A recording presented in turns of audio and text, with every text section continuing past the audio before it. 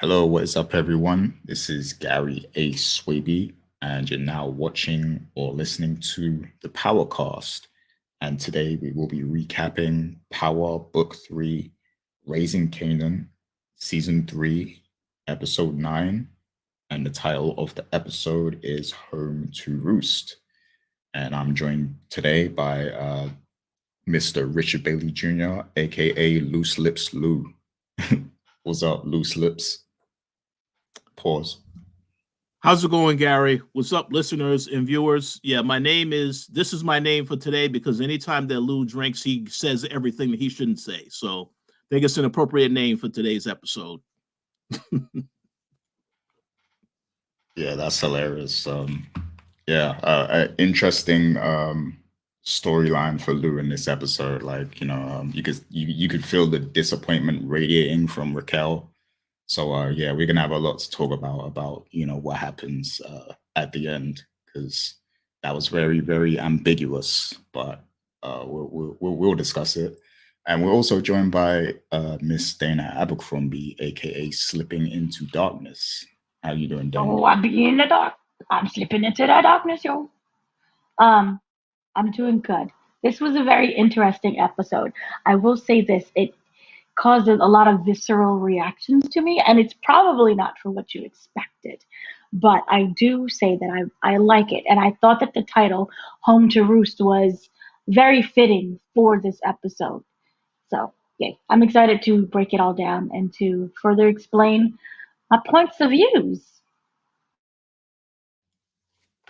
Oh yeah, yeah. I can't wait to hear what you got to say, because before this, before we started recording, we were just talking, and yeah, you said you had some things to say about what happened. So I can't wait to hear your perspective on it too.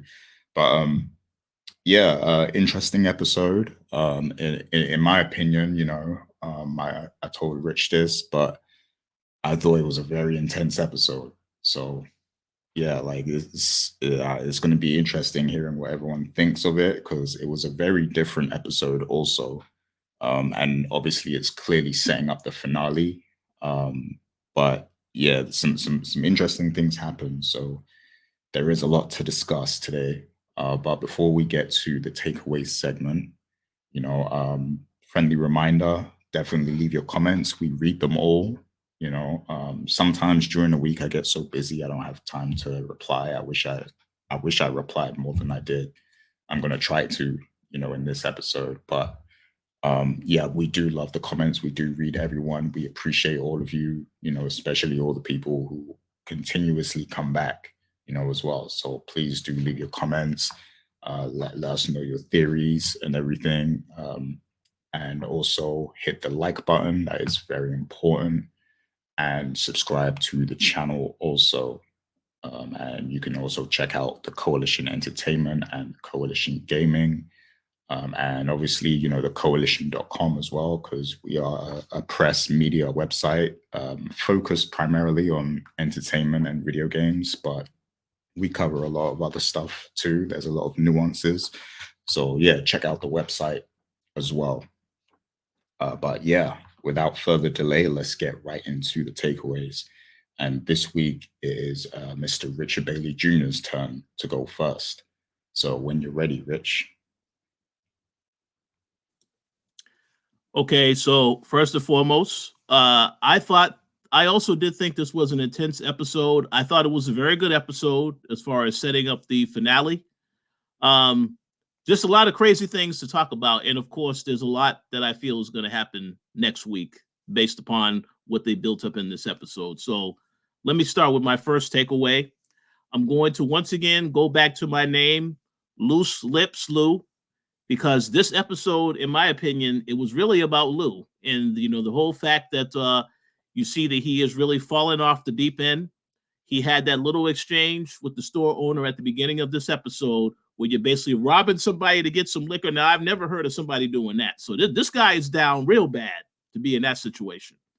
Of course, you have the end of the episode. Well, we'll get to that later. But pretty much in this episode, he is essentially missing. And you have Marvin trying to find him throughout the episode. Raquel does enlist the help of Howard to try to get his people to find him. And eventually they do find him. But what I thought was very interesting is when Howard did find where Lou was at, Lou pretty much put 2 and 2 together, said, oh, yeah, you're the individual that delivered the news that Scrappy was a snitch when really it was his mom. So you're the reason that Scrappy got killed. And, you know, you play a role in that. And you saw at that moment that Howard was ready to kill him. But then he saw that Lou pretty much was ready to die. So he just backed off trying to shoot him. So essentially, once Raquel and Marvin show up, they decide that they see the state that Lou is in. They decide they need to take him somewhere, and they drive him away from the city. Now, the way the episode would end, when you listen to the 50 Cent monologue, basically it's telling you that he's a dead man. And obviously we did not see that in this episode.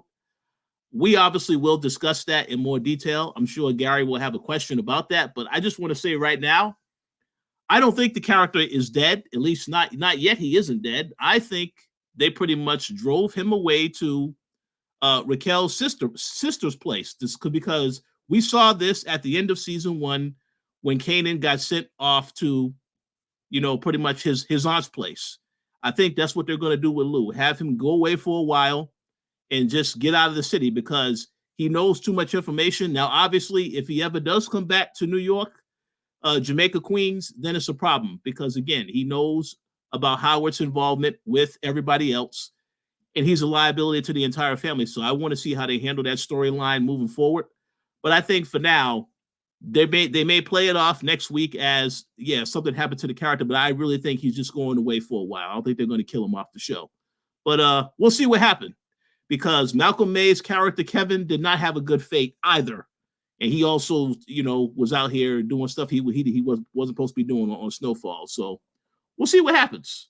But I thought it was pretty good as far as the development of the character. But looking forward to seeing what's next. Now I'm gonna go to my second takeaway, and obviously, this was by far, I think, the most tragic part of the episode. You have Marvin and Gerald. You know, pretty much they told us this entire season. This Gerald obviously became close friends with Marvin to the point where Marvin was trying to help him kick his habit and do a better job of taking care of his daughters. And then you see at the end of last week, we found out that this guy, Gerald, is an FBI informant. They came to him for information about Marvin because they were tracking and following Marvin. And also you find out in this episode, finally, that Howard pretty much has the conversation with Raquel when they're there with Lou.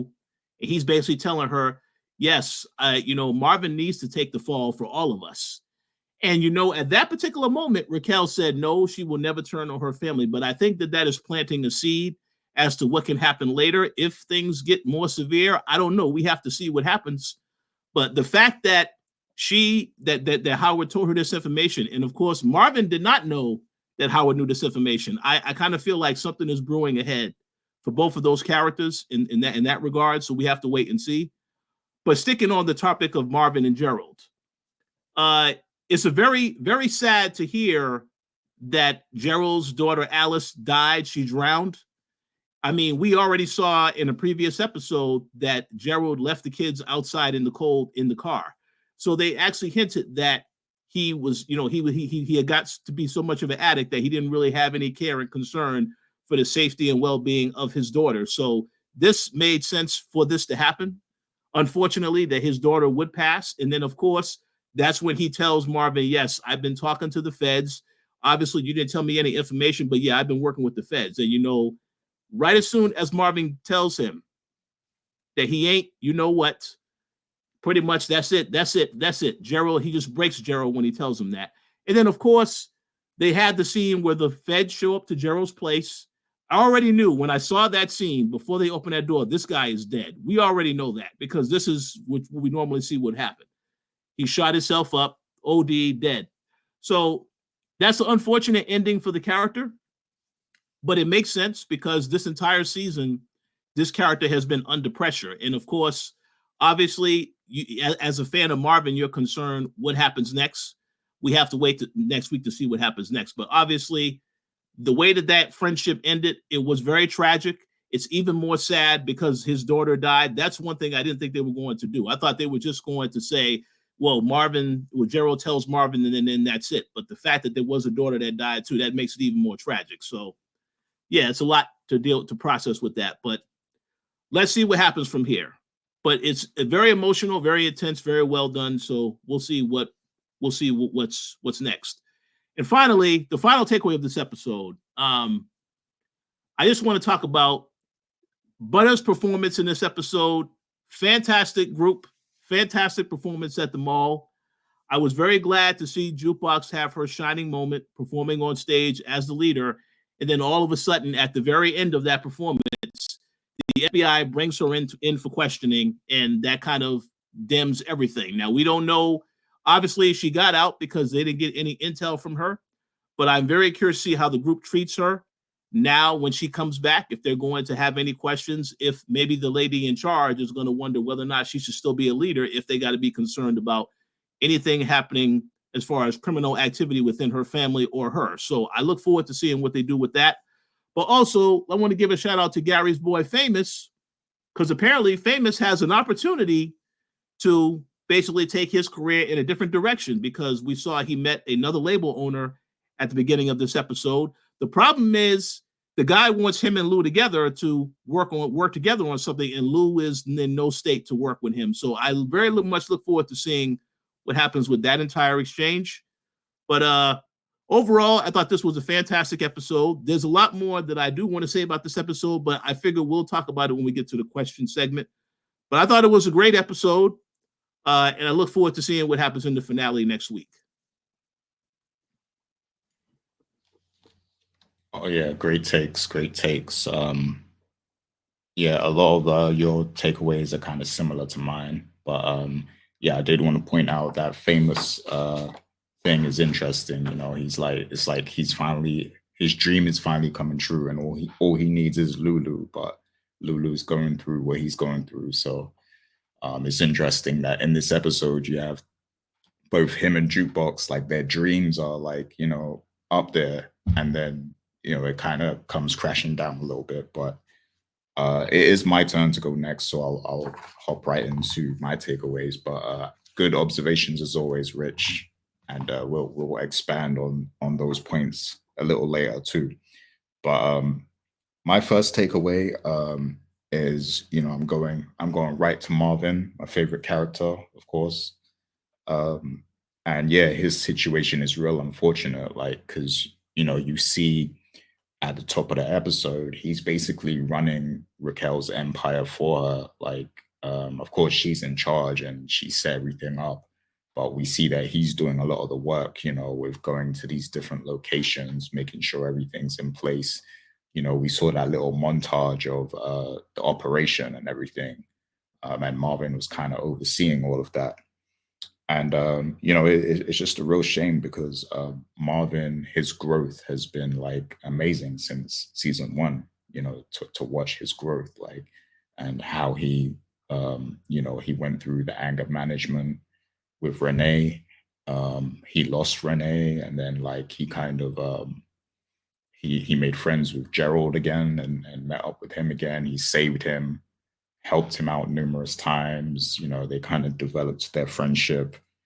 And, you know, just to see that everything is just kind of all closing in on him now, like after he made an effort to be a better father and a better person in general. But, you know, because of the confines of the family and everything, is kind of just all crumbling. It's all coming down on him.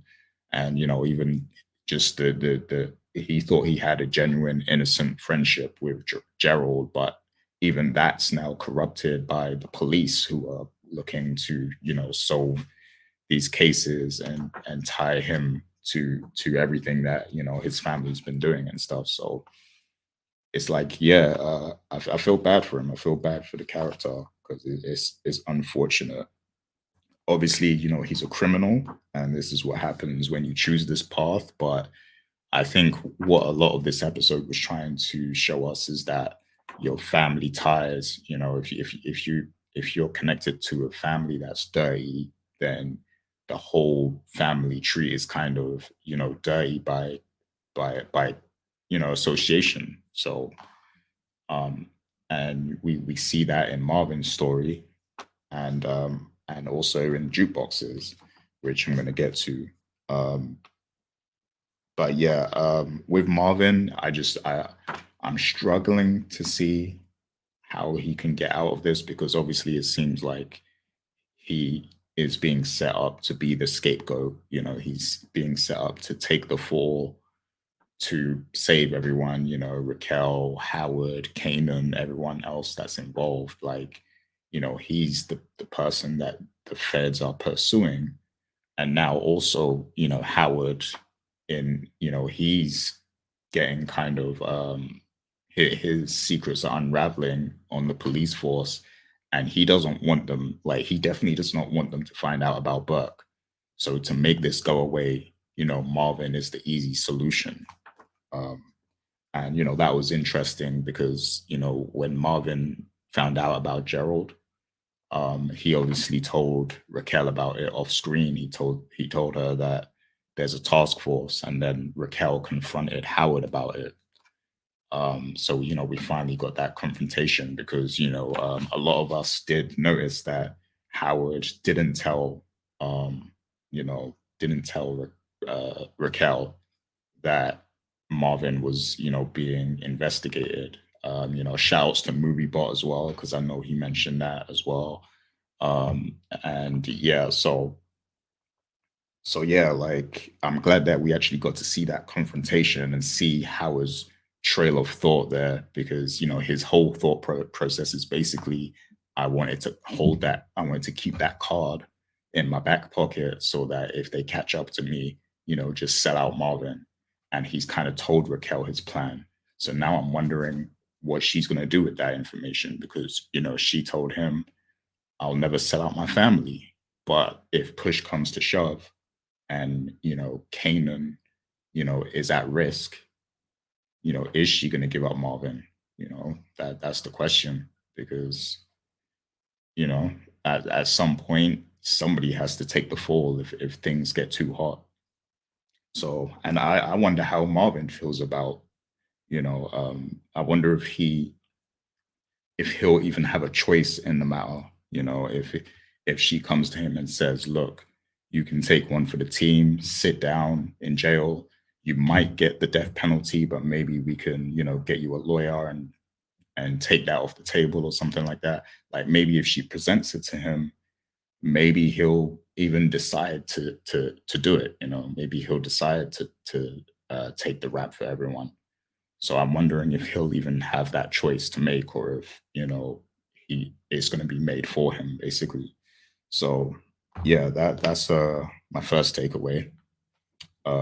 And also, I just want to add in as well that he's definitely a cool big brother. I think he's older than Lou. Yeah, he's definitely a cool big brother too, because you see he showed a lot of concern for him when Lou was pleading in the car. It's kind of sad and heart touching. Like, it was touching to watch it a little bit. But he showed concern for him, let him hit the bottle and everything. So he plays the part of the older brother very well as well. So that's good. Second takeaway. So Marvin's daughter, Jukebox, she shined in this episode. Like, that performance was incredible. Like, she did her thing. Shouts to the actress. Do you know her name? The actress name? Haley Kilgore. Haley Kilgore. Haley Kilgore. She did an amazing job. I know she performs on Broadway and all that stuff. So she's well suited for this role. She definitely killed that performance. So props to her. She had a great episode. One thing I'll say is, like, this episode shined with the acting. Like, there was a lot of great acting in this. And she did a great job. Not only with the performance, but with everything that happened after the performance. And of course, what happened was, we see the feds, show up at the mall, picking the worst time possible to question Jukebox. And yeah, they think they're looking and they're thinking, oh, look, these guys in suits must be from a label, they must be trying to sign us. And then, they come into the room and it's FBI agents. So very bad look, after just having an amazing performance, a breakout performance, and having all those people like, now becoming Bata fans essentially. Now, the moment is just kind of deflated by, Jukebox having a criminal family and being brought in by the FBI for questioning. And it's especially, sad because we even saw her piece it up with Crystal. Crystal even like came and gave her props and they made up. And, it's like the group is like really becoming close and becoming family now. Like, and boom, it's just completely disrupted by the FBI. And they bring her in and she tells them exactly what's on her mind. She tells them, yo, like, you just ruined my life, like, I'm not telling you nothing, leave me alone. And I love that about her. She just doesn't care. Even though I think in her, in her gut, she knows that her family kind of caused this, and they are the root of the problem. I think she knows that, but she's still not going to sell them out. She's still gonna, she's still Team Thomas. So that's what you got to respect about her. But I do wonder um, what's going to happen for her next. And I do have a question relating to that later that we're going to talk about. But I wonder, what is her response to all of this going to be? Because that was a big moment to kind of like, miss out, like to kind of mess up for her, like, because she all season she's been trying to decide, do I continue doing this group or do I go to the army? And this moment at the mall was huge, like, and it just felt natural. It felt like her. It felt like, what she really wanted to do, like what she's really passionate about. And then it was kind of just robbed and taken away from her. Now, I don't know if there's a chance that she can maybe, repair this. Maybe she can fix this and get back into the group and everything will be fine. But I do think that after, being embarrassed like that, she's going to seriously do some soul searching and think about,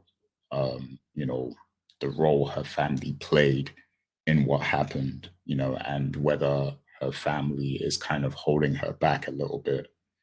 I think she's going to reflect on this a little bit. So I want to see how that thought process is going to go for her and what it might lead to as well. So that's my second takeaway. And yeah, I also really enjoyed the discussion she had with Raquel, the moment that they had at the diner when, Raquel, she came in. She was looking real good, by the way. I'm sorry. I just had to say that. But that purple leather she was wearing, like, that was real nice. But yeah, thumbs up. Yeah, 2 thumbs up. But yeah, that conversation was real. I really enjoyed that as well. Like, it's like the 2 characters bonding and everything. And then, like, when you think about it in totality, like, Raquel is the reason that, that happened, the thing that happened after the Bata performance. Raquel is the reason all of this is happening. But, those 2 kind of still have a strong bond. So I wonder if that is going to be damaged, like if their bond is going to be damaged at some point. Um, but yeah, it was cool to see. And then final takeaway. So, obviously the Lulu thing is going to be a big part of this episode, a big part of the discussion. And I guess the question coming after this airs is going to be, is Lulu going to die? Are they going to kill Lulu? Is Raquel and Marvin going to kill Lulu and hide the body? And now I definitely thought Lulu was on his way out. I'm not going to lie. He still could be. but I just don't feel like what we saw is what leads to his death. Like I don't think they're gonna kill him like that. It was real heart wrenching to watch it, of course, like, you know, him pleading, you know, with them not to leave him out there and all that stuff. Like, you know, very, very touching moment indeed. But I feel like this is a fake out. I don't think they're gonna kill him. Um, you know, like Richard said, I think, you know, they could probably bring him to, you know, some other family that they have. Maybe it's the auntie that Kanan was at, um, or I don't know, like could be a rehab or something. Um, the only thing is about the rehab, like if they bring him to a rehab, it's like Marvin was just giving him alcohol to drink, like in the car. So it's like you're giving him alcohol on the way to the rehab. So Yeah, that's the last drink. yeah, the final drink, I guess. Like you get your final fix before we take you, I guess. Yeah, I guess that's what it was. The final fix. Um, but yeah, I guess it's more likely that they bring him to a rehab or to family or something.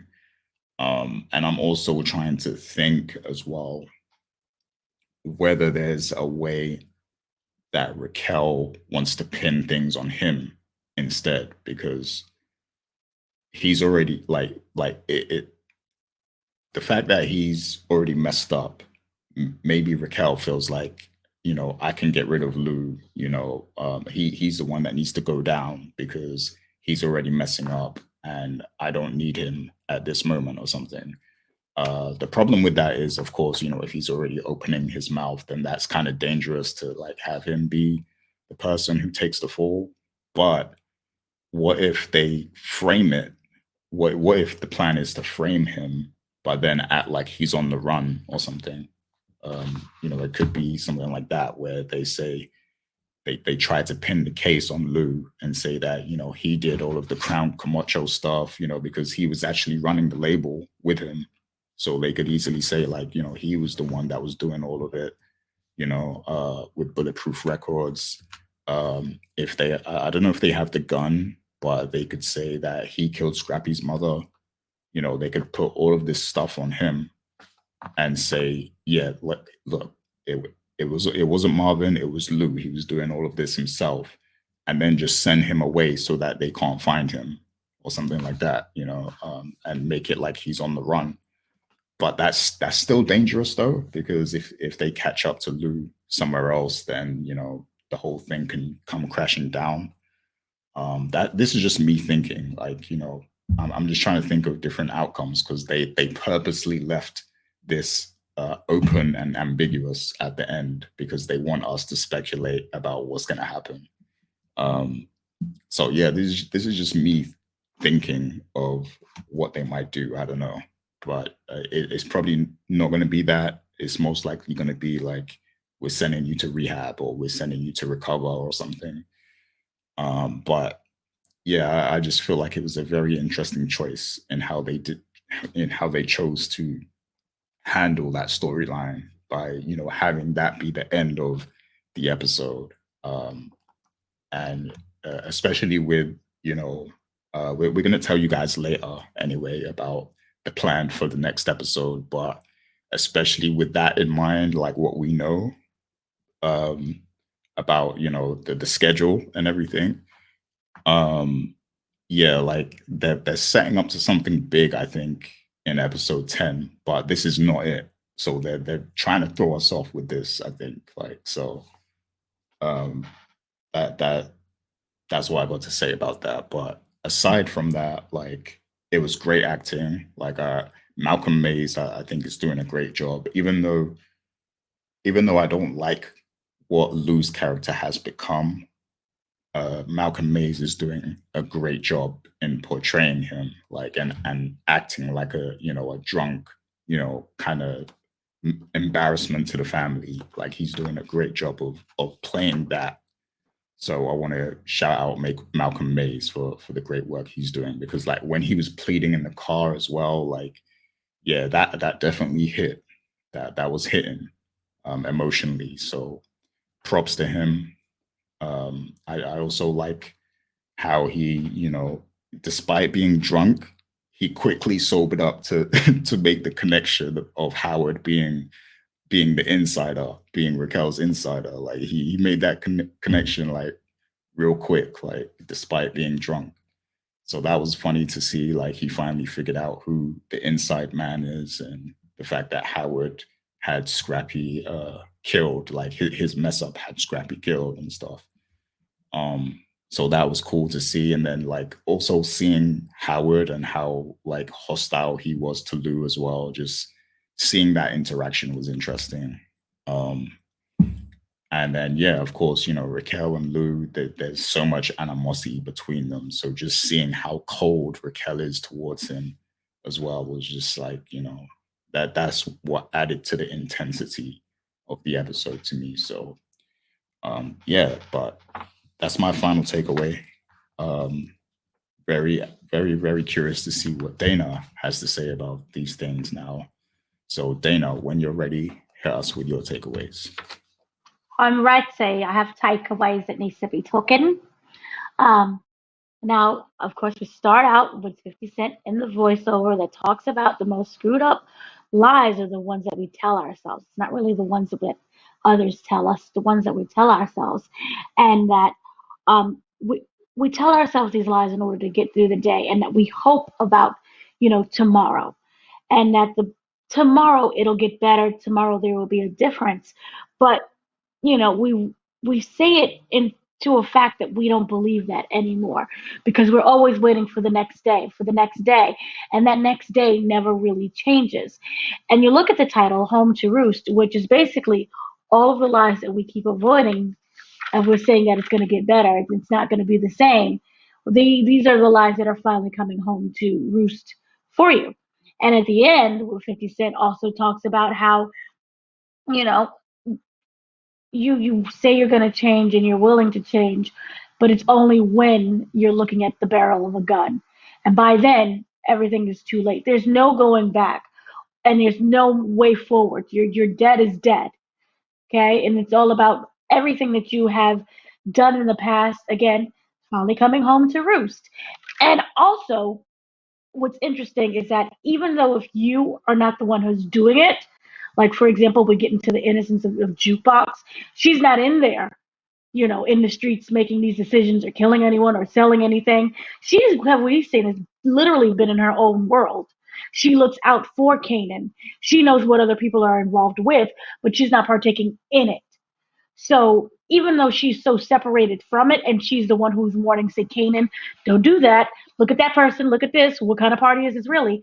She's still impacted by her family's decisions. And I think this is when we're starting to understand why Jukebox and Kanan separated, why they started to, you could argue, hate each other. And everything that this family has done, even though it's not connected to Jukebox, as we see, starts to get connected to Jukebox. And what was one of the things that Gary said was, you know, essentially, you ruined my entire life. And we see how this one action, one decision that was so, I don't even know if it was legal to bring in she's not 18, no supervision, no guardian there to question her about you could argue a RICO case, and no one was there, and you kind of stepped to the music manager. So that it's not even like we're going to keep this secret. You made this whole thing public, not just the music manager, but to the other girls that have great impact upon this. Now, I have something to say about the group and how I don't think right now it's going to be a negative. But I really wanted to mention one of the things that's interesting, and that is the connection between Ronnie, Kanan, and Raquel, which we saw that we know already. Kanan and Ronnie are working together. I have not gotten a clear answer to the statement of whether or not this was all on purpose to get back at Raquel. I did speak to Wendell Pierce and to Erica Campbell, which is the interview that's already posted. You guys can see where I asked are you purposely doing this to get back at Rock? And they said, yes. Using the son as a pawn, yes. The connection with Ronnie and Kanan are two different things. What's interesting is how much Ronnie and Kanan, we see it, respect each other.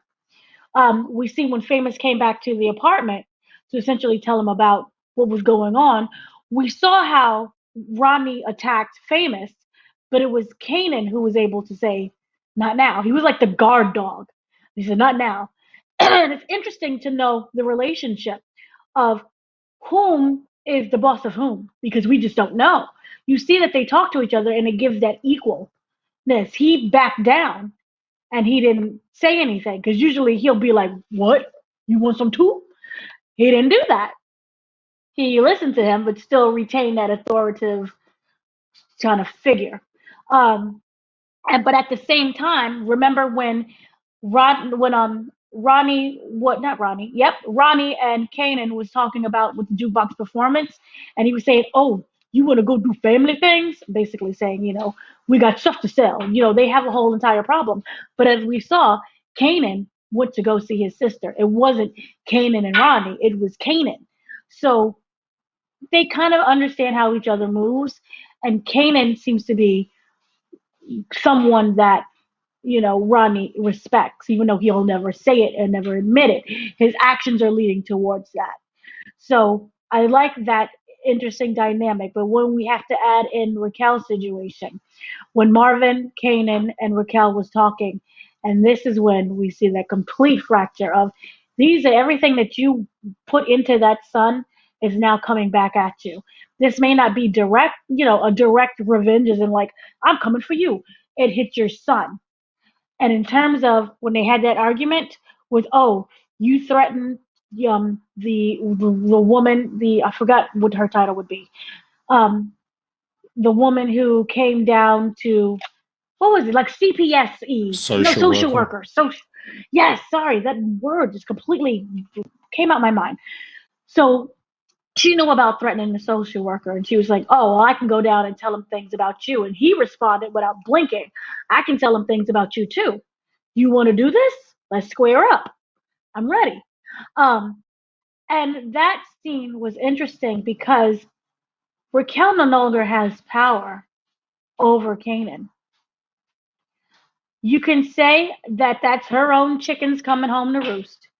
How she can threaten and kill her way into certain situations to get the betterment for herself. She can't do that with Kanan. We know in our hearts she will never kill Kanan, even if the original power never existed. We genuinely feel, at least I do in my heart, that she could never pull the trigger on her own son. That is something that she just has to live with. I lost my son to this, and by basically my own doing. She made him who the man he is today. Remember, it was supposed to be, I'm going to Stuyvesant. She could have easily shut all that down. You're not learning anything. You're going to school. I'm gonna send you back over in Maryland. Why did she pick up the boy? To bring him back into that life. The choices that she made impacted him. So she has that to deal with. Another interesting situation for me is obviously the Lulu of it all. We'll talk obviously more in depth with this. I do not like the trajectory of how this is working out. I do not think that he is going to be killed. I think it would be too easy for that to happen. And in a way, I'm starting to see parallels between him and Lamar from BMF. Because remember, Lamar never died. Yes, they set him up where essentially his soul has died. But in this terms, I don't see him dying. And I know it's very when we saw that scene of him in the car, that was so well acted. He was begging for his life, and I was like crying on the floor. Oh, they're gonna kill him. Oh, they're gonna kill him. And as they was driving, they never stopped. I was expecting that Sopranos scene. Even if they kept driving, who's going to shoot him in the back of the head? Well, he's in the back of the car. So whoever he shoots him is going to see it. So I just don't know. I didn't feel in my heart that he was going to die in that car. And then when they started driving, I thought I was the only one. I was looking for that Maryland sign. I'm like, oh, we're going to Maryland. He's going to be all right. But we didn't even see that. at all. They just kept driving down the highway, and we saw all these trees, and then we saw kind of the sky, and it faded away to the song, interesting, Slipping into Darkness by War. And the song itself is basically saying how you're starting to slip into that bad place. And that bad place is basically meaning, whether it be addiction or, you know, depressing thoughts, suicide, you're reaching that end point. And it's about straddling the lines between the reality of what we have today of living and death. But the song really weighs upon death. And what was the thing that Lulu said? I'm already dead. He said that. He knows in his heart that he's already dead. And I don't think, yes, you can say, oh, he means that literally because they're going to do revenge on him. I think that also meant in the spiritual. His soul is dead. He is not, at least at this point, able to bounce back. And so I had the same thought as everyone else. And after that, I was like, well, what if it's him going to rehab? Yes, it's going to rehab. But here's my issue. By law, if you start talking about all the people you done killed and who you were involved with, by law, you have to report that. This is not some type of client attorney privilege unless it's something, that they don't know if murder covers client attorney or client therapist privilege in that regard. So once he starts talking to the sober people and the therapist that works with him, I think by law, you have to report that. So that's why I was like, maybe it's not that. But then you guys mentioned, again, remember Maryland, where Kanan was at. And I think that they did that scene. If you ever notice, Power has a tendency of creating scenes that may be like, oh, that's really simple. He's up there with family. Oh, they took care of him. But they tend to go back to that scene again. And I think that that might be the case where he may end up going to Maryland because the family, yeah, this is really bad. This is really terrible. But we're not going to report him. That's his family. So he may have to end up sobering up and working out over there. That's the only two other places. But I genuinely do not see him as someone who's dead. But I do see that he is someone who has to sober up. And I'm sorry, we'll never see you ever again. And that's kind of the agreement that they have to come to. And I feel, in a way, that might be better than to just up and killing him. That adds even more. If you have, they know that the FBI is looking for them. They know the FBI is investigating them. Adding another murder is not gonna make the FBI happy. That. And what happened to the people who were taking pictures of Raquel? We kind of never got back to that again, and that really kind of aggravates me. Yes. So moving back on, I wanted to flip back over to what was going on with the girl group Bata, as we like to call them. The song took me by surprise because I was expecting more of an R&B, and we got pop. So I was like, oh, okay, I like it. This is 1992. I know that because they said it on the jackets. And, girl group 92. It sounded like something that came from the 90s. And it was really cute. And I really liked the song. However, and I like the dance moves, but I find this really interesting. We all know that Jukebox is the lead. I don't know if she'll be the lead again, but we know she was the lead. And what was really interesting about that was kind of the order. So we first had Jukebox, and she's singing her heart and her soul. Then we had Aisha, who came out, and she had a whole verse, and it was cute. Then we had Crystal. Who was Crystal? Crystal, if you really looked at the performance, she was the doo-wop pop girl. She was the girl who was like, ooh, ah, yeah, something, something. The ones that fill in the blanks that help with the chorus, the melody, the blendation of the song. She didn't have a verse. which I was like, oh snap! Even Destiny's Child had some verses where all three of them got to sing and shine. She did wonderful. I'm not knocking the performance. I'm not knocking the performer. But in terms of the structure of the song, they gave her nothing. She was just like something, something.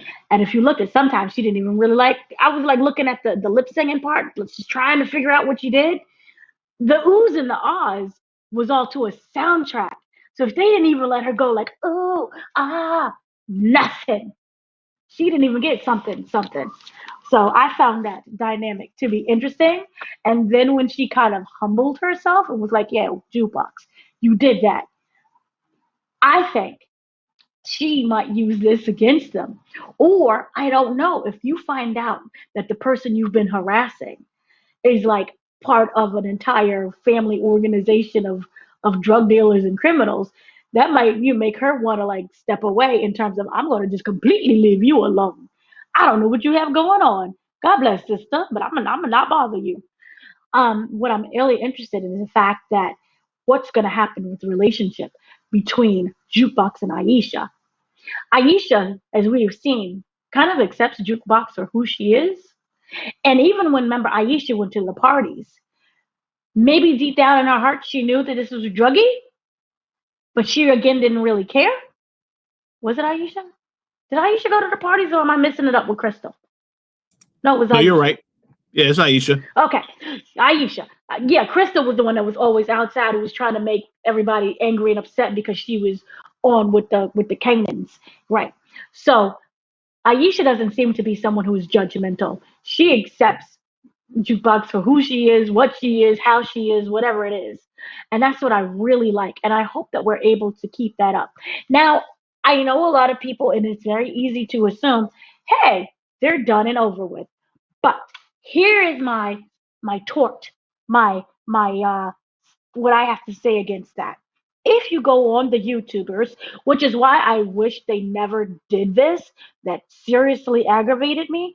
A month ago, if you go on Lionsgate's music, which is the actual, this is real. They have the check mark and everything. So this is not like Pookie and them who done found the song and downloaded it onto the YouTubes.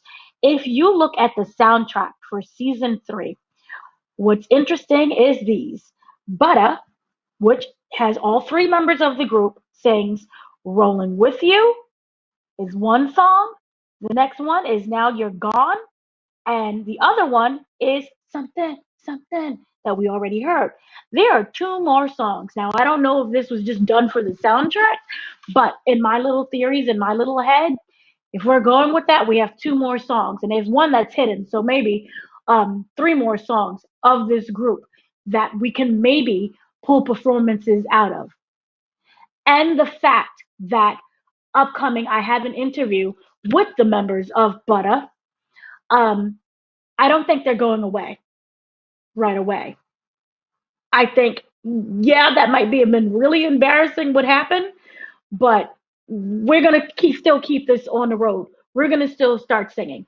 So I think they're okay for the moment.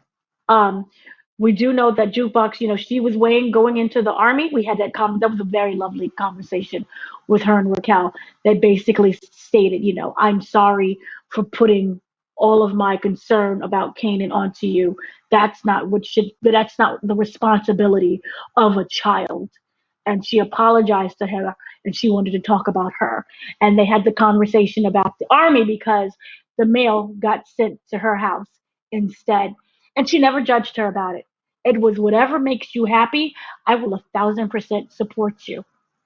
And I was like, oh my gosh, that's how you be a mother. And I really think that she is transferring her motherness and continuing to transfer her motherness onto Jukebox because there's no point of no return right now for Kanan. Now we know in the adulthood something happens because I went to go visit mom. I bring that up I bring that up more than you guys bring it, Breeze. But at this moment I do think that this is she views her as a daughter, so that should be interesting. And also just to kind of slightly touch on Famous, I'm very happy what happened with Famous. I do hope and I pray that Lulu does not screw this up. And I don't think he's going to screw this up because if you listened to the conversation that the white man was having with Famous, he couldn't even remember Lulu's name. He was so disinterested in Lulu that it's like, oh, Lulu couldn't make it. Okay, cool. I never wanted him anyway. I think the response would probably be like, who's Lulu? Because remember, the man was like, oh, I'm sorry. I can't remember things.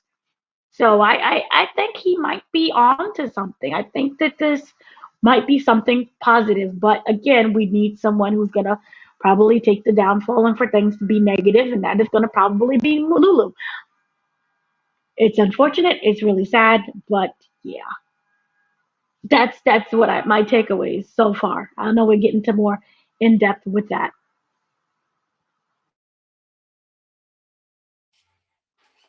Yeah. Great takeaways as always.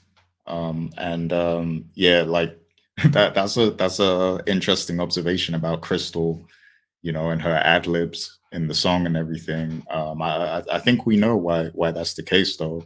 She's been spending too much time at Kanan's apartment, so she didn't have nothing to say. That's true, but my issue also was they didn't even allow her to lip sing the ooh and ah because you all know Shay was singing to a track, right? Yeah. And every time when it was like, oh, I'm looking at Crystal like, your mouth ain't moving, girl. What's going on? She's just there like, mm, mm.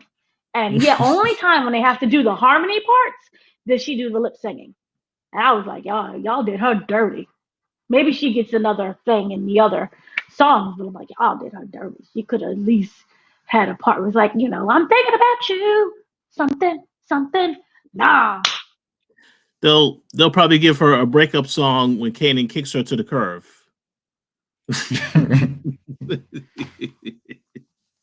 Yeah, I'm sure she'll get her chance to shine though. Maybe she'll even take over the leadership now that Jukebox, has an issue or whatever. So who knows? I do agree with you that I don't think Butter's going away, especially if they're like making so many like songs and promo material and stuff. So yeah, but great observations as always, Dana. We do look forward to your takeaways. So great stuff. And yeah, so let's get right into the takeaways and like we'll dive right into that question first. Because it's heavily assumed, well, I mean, Jukebox herself says that, you just ruined my life by, bringing me in after, my biggest performance and everything. Um, so the question I have is it really over though? Because like, I mean, it's not that big a deal, is it? Because it's not like, they came on stage and like, announced to the whole mall that they're bringing her in for questioning. It's like it was very backstage. They came backstage and said, we with the FBI, we got some questions about your family, we're bringing you in, yada yada yada, and then it was done kind of privately behind the scenes. So I don't think this could impact the group that much, unless it's leaked to the press or something like. So and even then, it's not like Bar is a big sensation already. I mean, they're kind of just building their way up. They're kind of like building up their name still, like performing at the mall and stuff. So like after this performance, of course, their popularity is gonna go up. But it's not like they're like Destiny's Child right now. So I mean, why would it matter, if she's brought in for questioning at this stage? So the question I have for you is, do you think Jukebox is going to salvage her position with Butter and, stay a part of the group and continue being its leader after what happened in this episode? So that's the question I had first of all. So what do you think about that, Dana? I think there's a yes and no to this answer. I wonder this.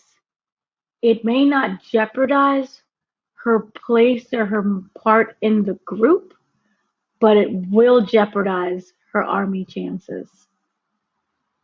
I don't know in terms of background checks that the army does when you're enlisting, but if they do see her name brought in for questioning or any way associated with what's going on with the Thomas family, that may be a red flag on her getting into the army.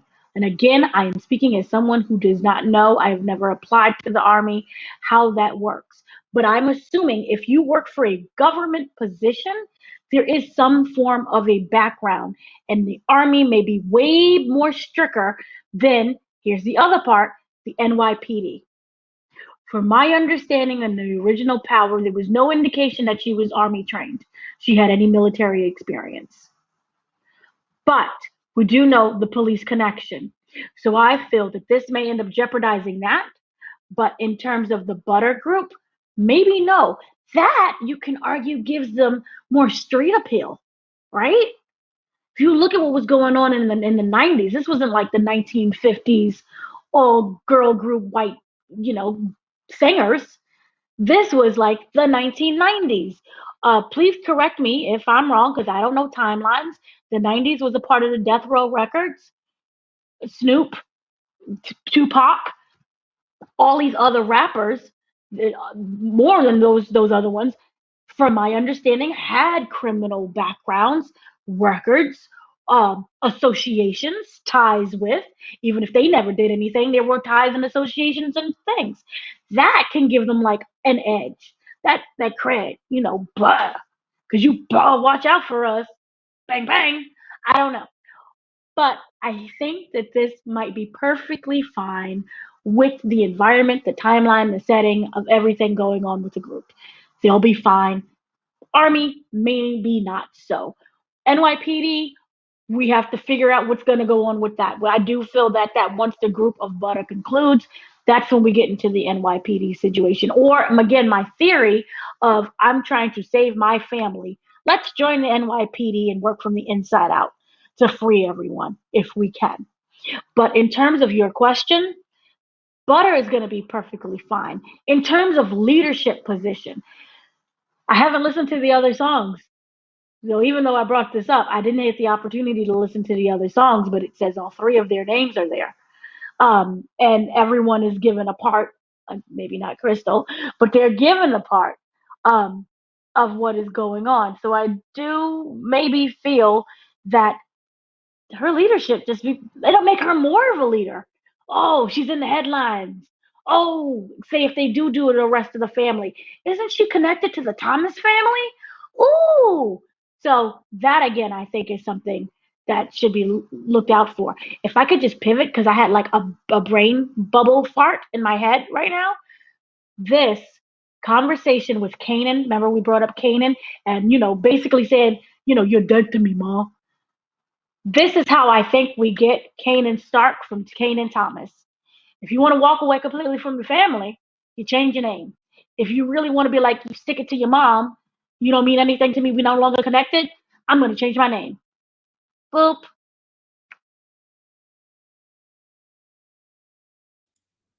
Yeah, yeah, that is a good point. Like, and like I was saying earlier, like I feel like that they were really trying to emphasize the family thing in this episode, like how their family connection affects them, kind of thing. So yeah, I mean, disassociating with the family, like uh, uh, a easy way to do that is changing your name. So it does make sense. And I believe Laverne changes her name too. So it could be something like that to where she feels like, she doesn't want this whole Thomas thing attached to her because she's in the group. So, maybe she changes, that's why she changes her name or something. So yeah, good point. Good point. So Richard, what about you? What do you think about Jukebox and Bata? Like, do you think her role in the group is hurt in any way based on what happened in this episode? Well, I believe that perception is everything. So I personally don't think, as far as the leadership thing is concerned, I mean, until we see how she interacts with, Crystal and Aisha, and of course the leader, the one in charge behind, until we see how they interact in the next episode, it's hard to determine whether or not it's going to be an issue as far as the leadership. I don't think it is going to be an issue, but they definitely are going to question what's happening with her behind the scenes. But again, this is, as you mentioned, Gary, this entire episode is about family. I think this is all tied to whatever happens in the finale. Because if Marvin does end up having to go away, which I think may actually happen, well, Marvin was always around them when they had the rehearsals and stuff. It's not going to be a good look, and they may not feel comfortable with her being involved. But the thing is that we know this group is still going to be a part of next season because they already had cast those girls to return. So I think we'll have to wait and see what happens. But to answer your question, it definitely did cause a stir behind the scenes because, like Dana said earlier, they could have told her this in private. You tell her this right in front of the group and the manager all in one. So obviously they're going to question in the next episode what's really going on with her. I feel like she'll always have the support of Aisha because they've grown close. But I kind of feel like they're definitely going to question whether or not it's a good business decision to still work with somebody if they may be doing either they're doing something illegal or they have other people in their family that are also doing something illegal. So we have to wait and see. But I think we'll get our answer for sure next week. 100%. That's my guess anyway. Yeah. Oh yeah, for sure. But did you have something else on that, Dana, to say? I was really upset with this part. Yes, I was upset with the fact that they went to Jukebox, but it was so interesting that you isolated Jukebox when technically her entire family was in the audience. So you're doing this big criminal investigation case, right? Well, you're investigating the Thomas family. Raquel's in the audience, Marvin is in the audience, Kanan's in the audience, but you decide to go in the back and get Jukebox. That's insane to me. But what's even more insane is the fact that her family was right there. No one went to rush in the back to go greet her. I mean, we all know that later on, yay, we love you. No one rushed in the back to go greet her. So when did the FBI get there in order to interfere and get her first while the family was out there in the audience already? That kind of made I'm confused about how that all went down. Because that would be my first assumption is like, I love you. I'm running up to go see my daughter. But she was already whisked away by the cops. Yeah, the timeline on that it's a bit confusing because we don't know if maybe I guess they already like the family already spoke to her after and then they left or something. I mean, we know that Kanan and Raquel had their conversation after. But yeah, Rich, go ahead. You were going to say something. Yeah, I think this is all tied to the fact that they were closing in on this investigation or making the connection between her and Howard and Marvin. Because, the scenes they showed prior to this was the police captain talking and getting the information. Wait a minute, we forgot about that Laverne girl. So I think this is them trying to build momentum because they already was telling us that story in the episode. So they just made it a point where, okay, now this is our time to question her. So this is it. They isolated it for that moment. I do agree that it would have been great to see the family go backstage and congratulate her afterwards.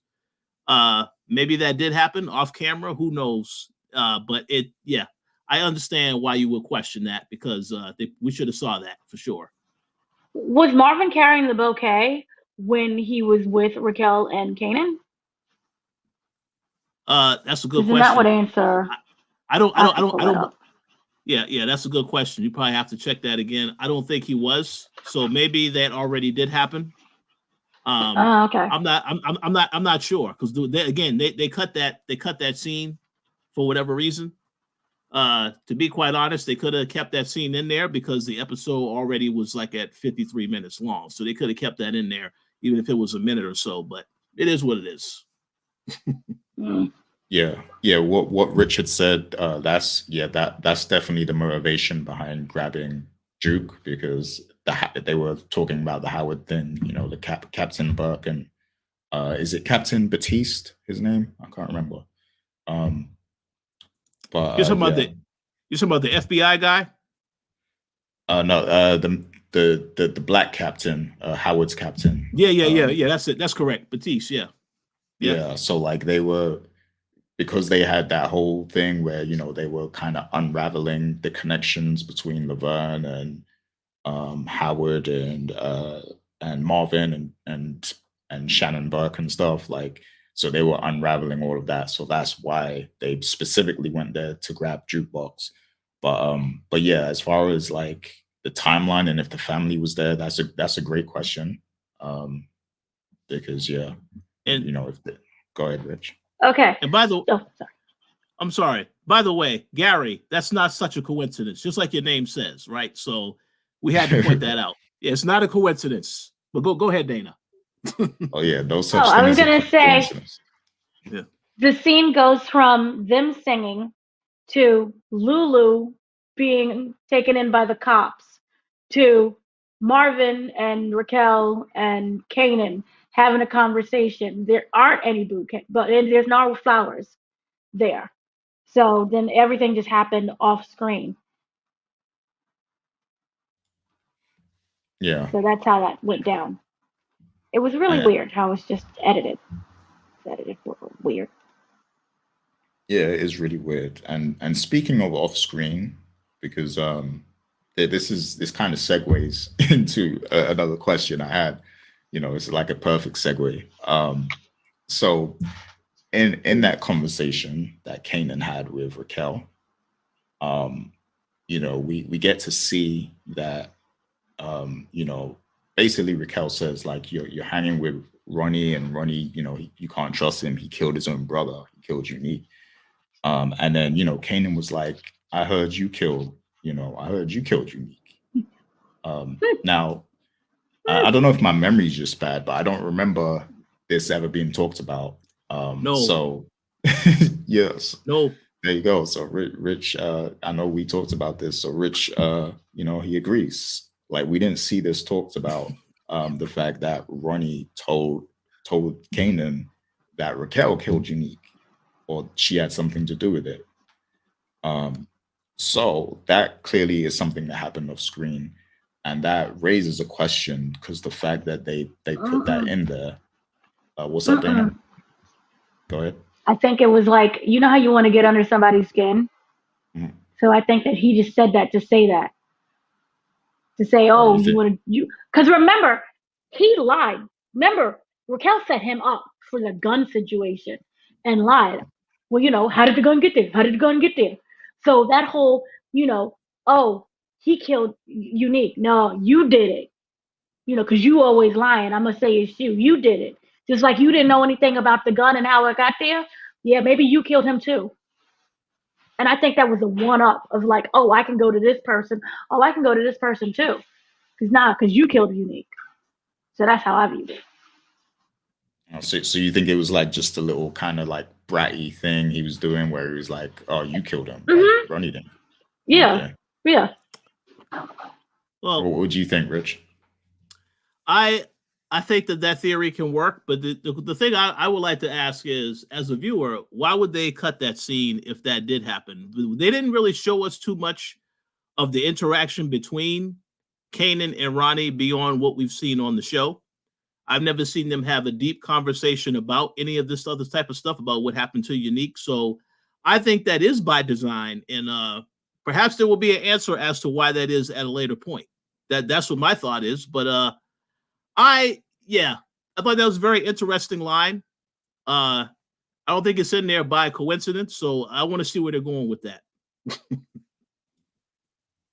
Yeah, because to me, what I was gonna say is like, so if he finds out the truth that Ronnie actually, did something to Unique, is he then going to maybe flip on Ronnie, or is he going to be upset that he was told a lie, like that he was told his mother did it or something like? So that was going to be my question, because the fact that they specifically like they sometimes they don't do these things, like they don't put these things in there for no reason. Like it's like they're going somewhere with that, the fact that he said that. So I just wanted to see what you guys thought of that. But Dana, did you have something else you wanted to add to that? That is, it was just a kid, being in his feelings and saying, you killed him. Also, on top of that, everyone kind of, everyone knew that Unique was with Raquel. It was kind of sloppily done, their whole relationship. It wasn't in the secret. And so, therefore, rumors can easily be spread on the street that I think she killed him. That's it. It was a lover's quarrel. And that was That's it. A crime of passion. That's a good point, because Panessa also thought that Raquel killed Unique. So I can understand that. We'll have to wait and see, but I think, but this is, let me just say this right now, because Gary, you already brought up Kanan. I don't know if you're going to ask this as a question, so I'm going to ask it now since we're already talking about Kanan. I kind of feel like by the end of this episode, it's very clear that Kanan, they are expecting Kanan to deal with his mom. And I would like to know exactly what he's going to do, because he's in a tough situation. Ronnie, he got no more drug supply. Of course, he used Pops and Smack's retirement money as an investment. Now everybody want to get paid. So I kind of feel like now this leads to the conflict, which is the season finale, because Kanan, they're expecting him to step in and stop his mom from what she's doing. But this is a problem. So I would like to know what you both think is going to happen, as well as the people that comment on this show, because this is a point where things can really take a turn. So I'm curious what you guys' opinion is on this. I love your question, Richard, because I could completely see the next episode kind of being about like them talking, Pops, Snaps, Ronnie maybe talking to Kanan and telling him, look, like the only way we can get back on our feet is if you get rid of your mom. Like we have to get rid of Raquel, and you're the one that's closest to her, so we're gonna task you with this, find a way to deal with her. And maybe like, Ronnie is like, the only way to deal with it is to take her out, to kill her, so maybe like the next episode will be him conflicted, because he's been given this assignment of maybe getting rid of his mother, or putting her out the picture or whatever. And he has to decide if he's gonna kill her, or if he's gonna deal with it another way. So I could totally see the next episode being something like that. So I think that's a great question, Rich. But what do you think, Dana? I can see both ways happening. I can see, I really can't stand you that much. I hate you. Bang, bang, you're dead. Because if he kills his mother, he has no problems with killing his son. How we know that happens? How we know you was weak? So I'm gonna kill you, Sean. So you're dead. Which oh my God, Famous's real name is Sean. Yep. Anyway, interesting. I wonder if he has some type of, if he named him Sean. Again, it's a very popular name, but if you really can't stand anybody, I don't think I would name the person Sean, right? So I'm wondering if this is where we see some kind of reconciliation. If, say, Raquel does die, I don't think it's going to be by his hand at all. I think, again, Rodney, Snaps, or Pops. Those are the three people that seem to be the most one who's like, yay, let's kill her. Which then could cause Kanan to take everything that he knows, but to leave. And maybe that's how we rekindle the friendship between him and Famous. And then later on, that's why his son is named Sean. Maybe. Just theorizing. But if we do have this situation, or go in the other end of, this is when Kanan steps up and protects his mother, because it could be only that situation where like, only I can hate you and bully you. Anybody else who decides to cross that line, that's when we come after them. That's kind of the definition of family. I can say you dog poop, but if Shirley down the street says it, oh, we all gonna fight. that could easily be the situation where it is a temporary reconciliation. And we've seen that with this family, be on the outs, but have to come in because something is going to impact the family as a whole. So I think that is something that could happen. But my thing is, I don't know which one outweighs the other one. We're going to only be into season 4, which you could say, that is not enough time for Raquel. If we do get rid of her, she needs to be in there more. Um, but again, at such a young age for Raquel to die, that would have, I feel like, maybe a more deeper impact on Kanan. I'm just trying to get to how, because Kanan adult ends up being a complete psychopath. You could say that it's because of Ronnie and the things that he learns from him, where he's able to kind of get away with those feelings.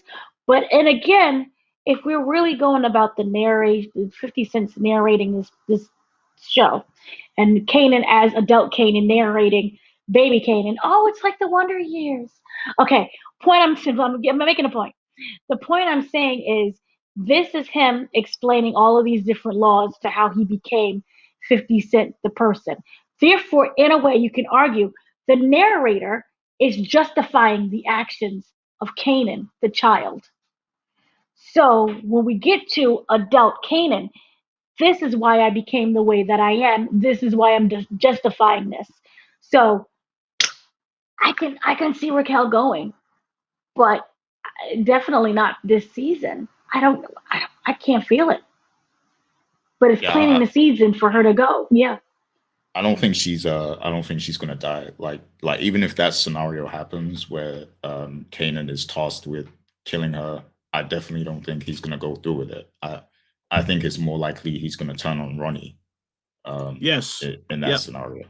So And I'm glad you mentioned that, because I agree with what Dana said, that when she made the comment about, he wouldn't let Ronnie hurt his mom. If anybody has to deal with his mom, hurt her or whatever, it's going to be Kanan. But I don't think he would let Ronnie do that. But what we do know is that Ronnie is a loose cannon. So what I suspect is going to happen in the next episode is that Ronnie's going to get tired of waiting, and he may try to go after Raquel. And then that leaves Kanan with a decision as to whether or not he's going to stop him. Now, I don't think I still believe that I'm going to say that Kanan is going to take out Ronnie, and probably with the assistance of Pops and Smacks, because you saw that the way Ronnie approached him in this episode, when he saw that they stopped the drug supply, like he was like he going to do something, and you got all these people in there, guns and everything. He wasn't going to do nothing. So I kind of feel like if push comes to shove, they would get rid of Ronnie. He's the first domino to fall, because Pops and Smacks, that's the storyline for next season, I feel. But I kind of feel like Ronnie, if Kanan does take out Ronnie, it's probably not going to happen until into next season. It may not happen in the finale, but I do think Ronnie is going to try to go after Raquel in the next episode. And then Kanan's going to have to make a choice at some point in time. This is just my guess, though. I don't know what's going to happen, but what I'm saying is clearly the finale is going to be a lot happening. So we have to wait and see where they're going with that storyline. Go ahead, Dana. One of the things that was interesting that Snaps and Pops said was, now Rodney's basically saying Rodney has two problems, me and you, referring to himself and his wife.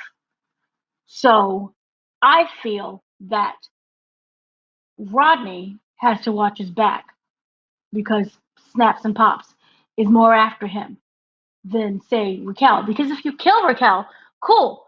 Who's still the distributor? And it was really interesting that we saw all this heroin, but that was kind of run by Marvin. And I don't see Marvin, even if you intimidate him, going up against, I don't see Rodney confronting Marvin and Marvin being like, oh, okay. Just even if he does kill Raquel, or even threatens to kill Raquel. I don't see Raquel giving up her distribution and her people to work with Ronnie. So if you really look at the person who has one, the most to lose, but not just the most to lose, the least to gain. Ronnie is in more of a pickle than anybody else because at the end of the day, Kanan is Raquel's son. She's more willing to help her son than she's willing to help Ronnie. So he has no distributor. Kanan, if you want to argue, has a distributor. But in order for that to happen, he's not going to work with Ronnie. So if you're not going to work with Ronnie, you know what I mean? He has the most to lose out of this entire thing. And he has no one that is on his side. Because now, Kanan, oh, I want you to go after your mom.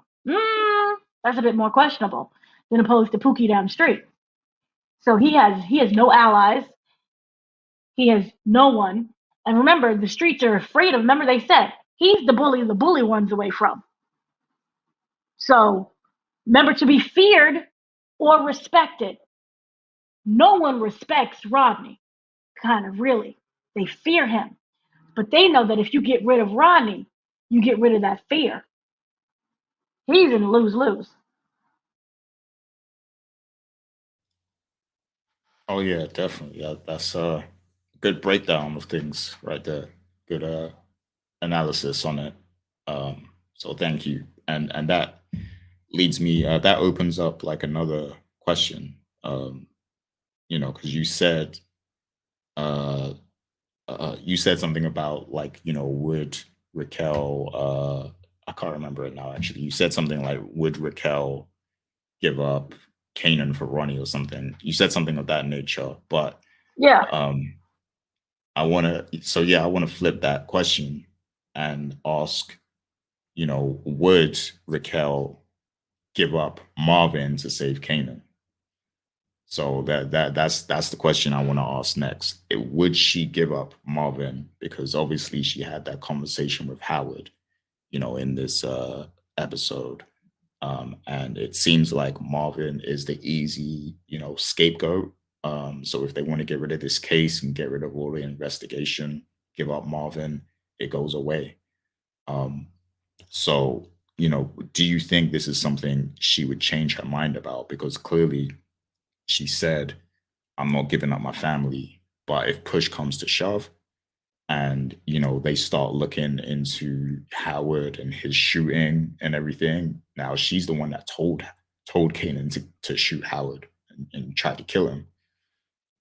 So that implicates them if that is discovered. And then this is a whole crime family, so Kanan could be implicated for a whole number of things. So do you think that Raquel would agree to give up Marvin or would try to talk to Marvin and get him to take, you know, to take to be the fool guy essentially, basically? Like, is this something that she is going to do? Now, me personally, I feel like Raquel's been very calculating this season. Like, I feel like she's been one step ahead of everyone. So I think she already has a plan. I think she already has a plan of what she's going to do. But do you think that this is within her plan to give up Marvin? So that is the question. Do you think that is going to happen in the next episode? So I think Rich might have stepped away. So what do you think, Dana? Who is the person that doesn't know that they're a dead man walking? Anyone? Anyone? Howard. Howard? Howard. Howard. Howard is so dumb that it's brilliant. I love it. He's so dumb that he doesn't know that he's dumb. He's so dead that he doesn't know that he's dead. And you don't have to kill someone for them to be dead. Oh, he's going to jail. She's going to pin everything on Howard. Why not? Here I have no associations with any criminals. You think I would hang out with drug dealers? Right? Remember that whole speech? Oh, I don't know what you're talking about. Right? Who has known Howard since they were like, what, 14, 16? Who? Raquel. Who has a baby by the man that claims, I don't associate with these people? Howard. How can we prove that? DNA that Burke was able to get And remember, there were records on the computer. That's how Howard was like, oh my God, what's going on, right? The fact that Howard is so dumb and doing the whole plea thing, I think if he would have came clean about who he knew, how long he's known them, that might have saved them and have given him more of an advantage than anyone else. So I feel that this is going to be really interesting because now we're looking at everything being pinned on Howard. You've known this family for how long? Oh, not only that, you have a son by him. Oh, all of these things that Burke, Burke figured this out. Oh, why would you all, now all of a sudden she committed suicide. So I genuinely feel that this is what's going to happen, that Burke is going to be the fall guy, and he doesn't even know it. Just say, for example, the FBI really is FBIing and they just never showed us. FBI likes to lurk in the corners and they like to take their pictures. What happens if they already have tons of pictures of Howard going to Raquel all the time? I don't associate with these people. Here is little photographic evidence of all the times you hung out with Raquel. They can even go as far back and pin it on Scrappy. Oh, he murdered Scrap. Raquel knows everyone's secrets. She knows Howard's secrets way more than Howard knows her secrets. So that's who the fall guy is. It's Howard. And in all honesty, when we're looking at the writing, where does Howard go from here? Oh, you can say, the Queen's of narcotics. Cool, but to do what? To still be Raquel's lapdog, essentially? For him to get information from each other? Yeah, but is that as interesting? I feel that Howard's progression in his story may be coming to an end. And the best way is to make him the fall guy for everything. Because he lied not only to his captain, he lied to the FBI. And that whole, oh yeah, we're going to give you a piece of information. He thinks he's getting something inside. They know exactly what they're doing. They know who to leak out information to. They know that, oh, we're going to give you this little piece. That's all orchestrated to see then how he reacts. So I think maybe that's the reason why we haven't seen all of the photographs of Raquel, because they're being taken of Howard. So that's just my theory. Yay. Yeah, I'm glad you said that, Dana, because that character, Howard, he is carrying a lot of dirt, and it's getting like very messy, how he's connected to everything. So it would make sense to wipe this slate clean and, get rid of the character. Because killing off Howard takes away a lot of stuff, of the Oh, board. you don't you don't have to kill him. Remember, IA, internal affairs. So Yeah. if you just frame him and say everything is going towards him, because I really think that whole drive with that whole, Raquel didn't say anything in that car. That's why we don't know, oh my God, is he going to be murdered or not? She said nothing. She gave no assurances. But what she did do for me was she drove with purpose. She drove with, I know everything that I need to do right now. And I feel that is what she and Marvin are cooking up to do something with Howard. They even have, remember, Lulu is right? Who picked up Lulu? It was Howard's people. The cops that associate with Howard, oh, there's going to be some kind of investigation. They can talk. Why all of a sudden do you need this Thomas guy when you said you don't really associate with the Thomas family? Who was there when Marvin was handcuffed and genuinely thought he was going to he was going to be murdered? It was Howard. Who remember when he put two and two together? Lulu was putting two and two together to know that, oh, the information came from Howard. He knows that. What happens if they let Howard speak? Not Howard, Lulu speak, but very carefully, where he gives a testimony. We're like, it was all him. And on top of that, we have the bar guy, who is very upset because remember, he wasn't getting paid anything. I think that he could easily testify, yeah, these are the cops, and these cops, maybe some way it ties into what's going on with Howard. So he's the fall guy. He's going to jail, like the big jail, the FBI jail. So that's just my opinion. Yeah. Yeah, that makes sense. Makes a lot of sense.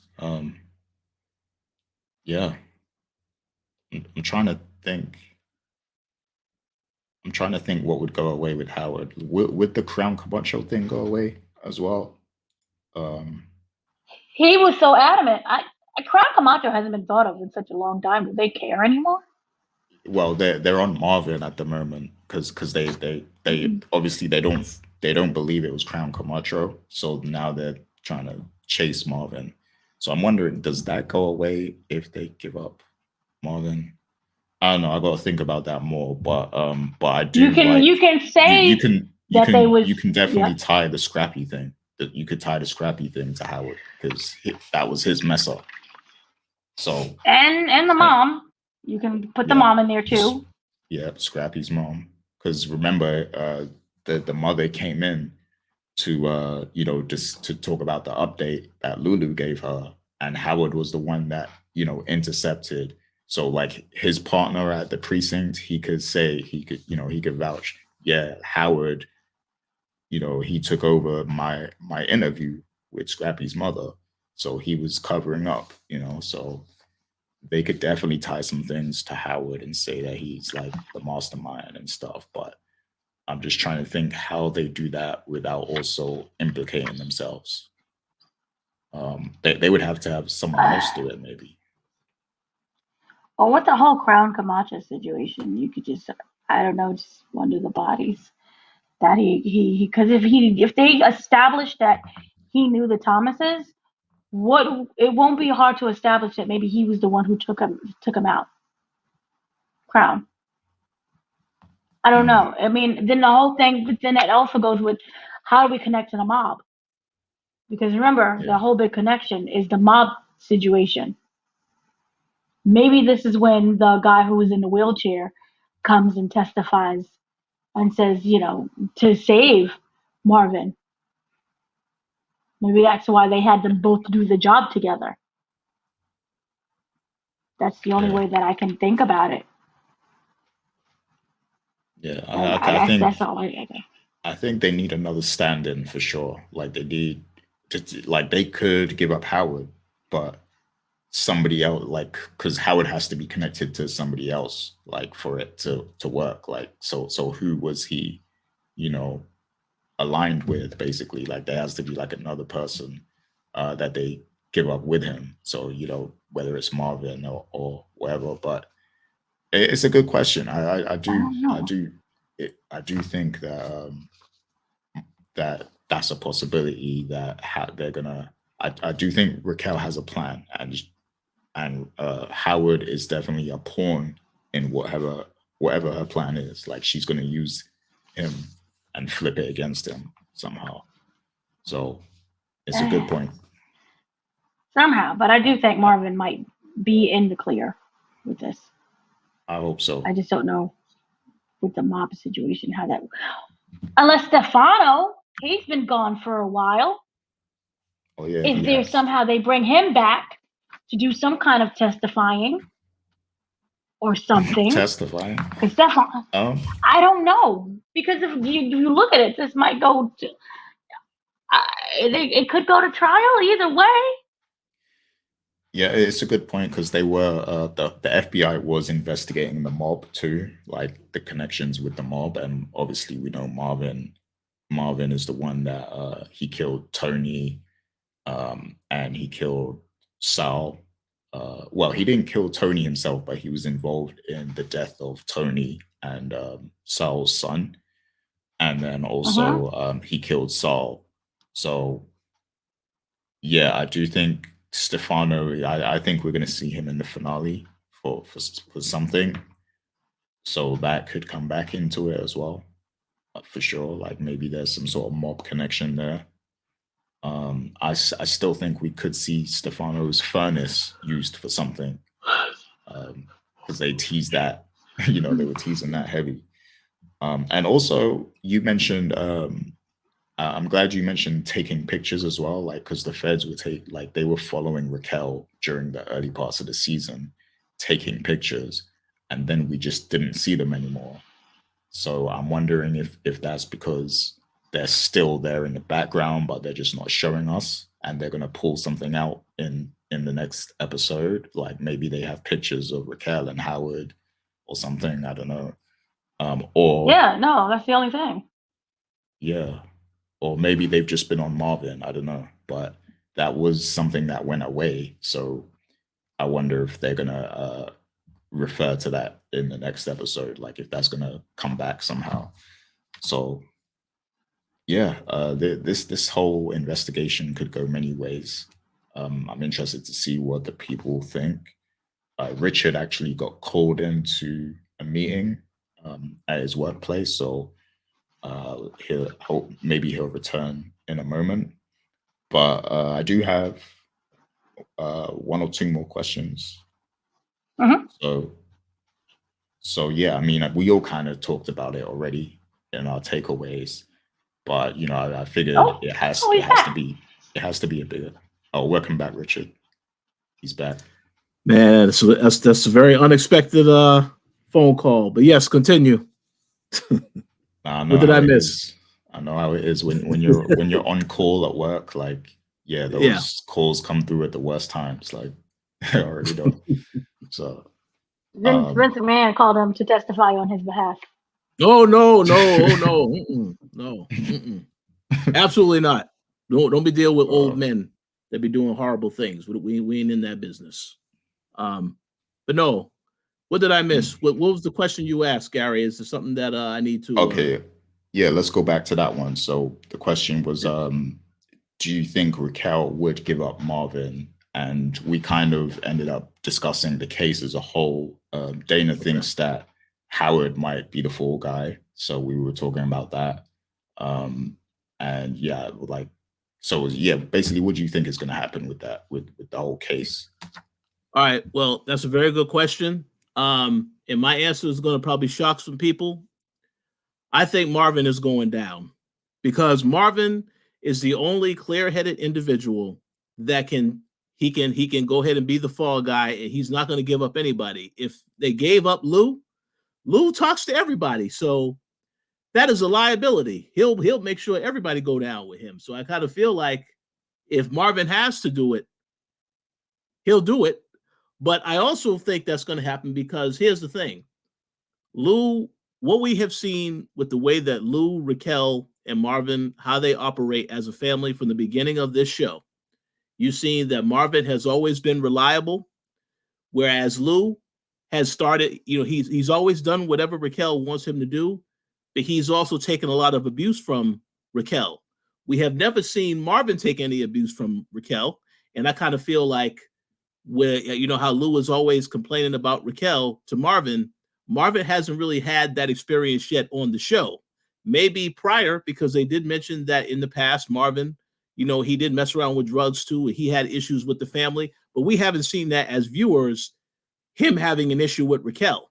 So I kind of feel like if he does have to be the one, because as you both mentioned, this entire episode, he pretty much is overseeing all of her operation. Okay, so if they decide that he has to be the fall guy, that kind of may sour the way he views his sister to an extent. And I kind of think that definitely could happen. Now, is it likely to happen? I don't know, because the thing is, everybody knows that Marvin is a favorite character on the show. This is why you don't want to see nothing bad happen to the character. But at some point, somebody has to be the fall guy. If Howard goes down, do you really think he's not going to say something about trying to take down Raquel with him? I mean, that's the question. Now, obviously, he cares about Kanan. He wouldn't want anything bad to happen to Kanan, but I think it's a lot of questions they have to answer. But the way they have set up this finale, it feels like between Marvin and Howard, this is what the discussion is going to be going into next week, because everybody is concerned for both of those characters. One of them is going to go down, I think, next week. I just don't know how it's all going to play out. But we'll have to wait and see. I know. I don't think that she knows how important Marvin is the jukebox Raquel does. That's why I kind of understand why she would not want to give him up. But if she had to give him up, she knows he's not going to spill anything about the family. So I don't know. We have to wait and see, I guess. Go ahead, Dana. I don't think everyone is so willing to sacrifice their freedom, their total freedom, complete life, probably in jail freedom for Raquel. Completely forgot the fact that Marvin used to be a drug addict, which, by the way, can we just say his will and his yumminess in terms of, you know how they say, once an addict, always an addict, how he was able to be in that warehouse and no one had any protection when he was handling with that heroin, and they was weighing it and they was cutting it, and he was overseeing everything, and the dust just flying in the air, and he did not act a fool. And I just, in general, I wonder how nobody got high or died or overdosed, because we all know what travels in the air. So I was very fascinated that no one had any gloves or any masks. But do you, boo? I don't see Marvin just be like, I'll take the fall. I got it, guys. See you in the afterlife, or, the next 40 years. I can't see that at all. Who would be willing to sacrifice their entire life for that? In terms of like, maybe if it was like there's a shootout and like I jump in front of you, that reactionary response, okay then, but to sit and to contemplate and say, yeah, I'm willing to do this for you, I'm not for it. I don't see it. That's why I say it can't be the family. It has to be Howard. I think you make a very good point, because they, like you said, they did mention life. Yeah, okay, then I guess it does have to be Howard. And I know Gary. No, it's not like a year. I know Gary is a huge Omar Epps fan. Howard is one of his most favorite characters on the show. So I guess it's time for his story to end. No, that's Cap. That's Cap. Marvin's my favorite character. See, the thing is, like, I do think it's totally possible Howard goes down. Next week. I'm having a hard time thinking about how he goes down without somebody else going down too, because it's the connection, it's the connection that he has with the Thomas family. Okay, can I just make a comment? And I agree, it is the connection, but I have to say this because I feel I wanted to say something about this earlier. I didn't, because I didn't really think we were going to really get deep into the Howard stuff. I just want to say this. I do not like how they handled the whole thing about Scrappy's mom getting killed. The police didn't bother investigating that murder, or that we didn't hear nothing about what happened with that. So we're going to just brush over that.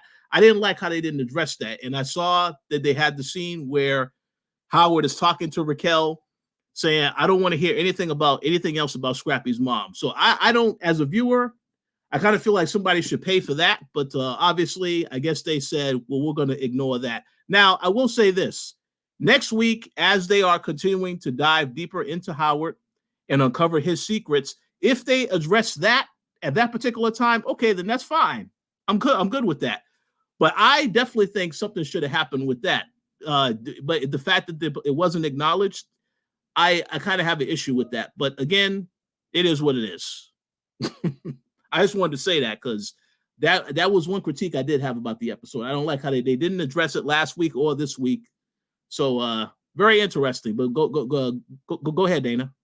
How like any big police investigation or big police arrest, they want to get the big main guy as opposed to the little ones. Mm-hmm. I was thinking, because of the history Raquel has with Howard, Kanan could be that leverage in terms of, officer, I was young and Howard had all his control and power over me. And look what happened, here's the Kanan situation. Officer, this whole operation was his. And he would he threatened my life, and he threatened that I would never see my son again. That's why we couldn't tell anybody. It was all Howard. I was just 16, 15. And he impregnated me. That whole situation, she can blame on Howard. That way, All the murders that was committed, obviously that was Howard ordered all of that. I didn't do anything. That's how we get Crown Camacho. That's how we get everyone else. You can even argue Raquel, Unique was getting too close. We didn't want to. He didn't want to associate with that.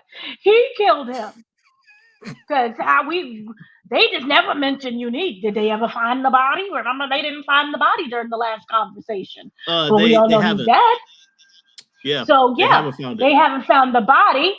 Therefore, there's no prints. There's no nothing yet. All they know is officer just came in and he beat him in the head. And he got really jealous of anybody that I took any interest in. So he killed him, officer. So he was Camacho. Remember the black guy who was with Albie Shore's son. Remember? Yeah. It was him that died also. Anybody that I took interest in, officer, he just killed them all. There we go. Done. So in other no words, one else has to take the fall. So in other words, we will be saying a goodbye to Omar Epps next week. Mm-hmm. His time has come to an end on this show. I wanted to, like I said before, I will say this. Okay, listen, if they take out Howard, that's fine. But I need to see Howard go out in a blaze of glory, a shootout with the FBI or something, because that is just it. Listen, it has to be that way, because I find it hard to believe where they lock this guy up, he isn't going to want to say something about Raquel or any of the others to try to take him down with him. So this character need to get taken out if that's the case. What can he say that refutes that? There's literally nothing he can say to refute that. Oh, he'll just tell them, yes, you're right. I was working with Marvin, and he also needs to come in this jail cell with me as also. They want the big guy. They want the big guy. They don't care about Pookie's in them. So yes, you may have a family that's involved with crime, but officer, he took advantage and he threatened, and he's the police. And he said if we didn't do this, officer. Okay, so I'll say this. I agree. If we don't get a shootout with the FBI, I will settle for a Denzel Washington Training Day scene with Omar Epps, talking about this trifling family of y'all's, this trifling family I have. Yeah, I will settle for some monologue on that as well. But this guy is going down then. We're just going to assume he's going down next week, and let's see what happens. He's going down. Remember, kill the cop. I'm putting cases. Putting cases on what? On all you Thomases. Putting cases on all you Thomases. Pelican Bay. Yes, we need to see that next week.